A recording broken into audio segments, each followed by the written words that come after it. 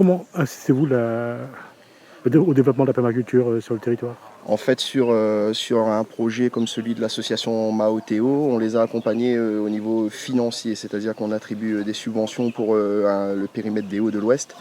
Et donc Maoteo a déposé un dossier chez nous. Et donc on les accompagne dans la mise en place des cultures, sur le matériel et l'équipement, ainsi que sur la future serre aquaponique qui sera sur site.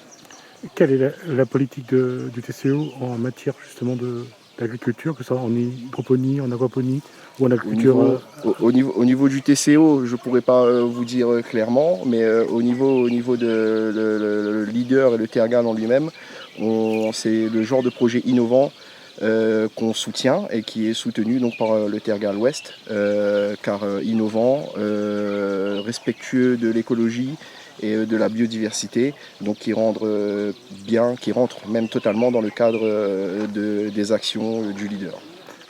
Quand on parle d'hydroponie, on parle d'aquaponie, de permaculture. L'innovation est bien sûr dans de ne pas l'usage d'intrants ou de produits chimiques. Mhm. Aujourd'hui, cette filière, cette démarche, c'est quelque chose que pour vous a un avenir? De toute façon, dans les années qui viennent et qui ont déjà passé, depuis quelques années, on en entend beaucoup parler. Et je pense que c'est une filière qui est appelée à se développer sur la zone ouest et même sur toute l'île. Et on recense aujourd'hui beaucoup d'agriculteurs qui se tournent vers ce mode de production, l'agroécologie, la permaculture, et de jeunes agriculteurs aussi qui s'installent sur le bio, sur de la perma. Donc je pense que c'est une filière d'avenir. Aujourd'hui, sur le territoire de la côte ouest, est-ce qu'il y a beaucoup de monde qui, justement, fait le choix d'aller vers cette innovation en matière d'agriculture? Nous, au niveau du leader et du Galloise, donc on recense quand même, je pense, entre un peu moins d'une dizaine de projets donc, tournés vers la permaculture. Et par contre, j'ai pas les chiffres exacts, mais énormément de projets en bio, totalement bio.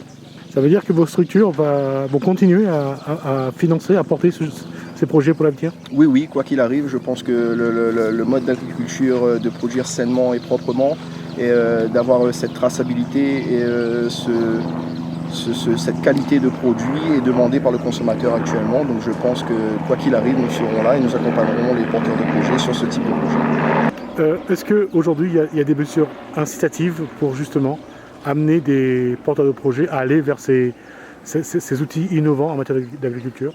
Les mesures incitatives, c'est-à-dire que quoi qu'il arrive, tout agriculteur qui s'installe ou qui se tourne vers ce genre de projet est finançable au niveau de l'Union européenne.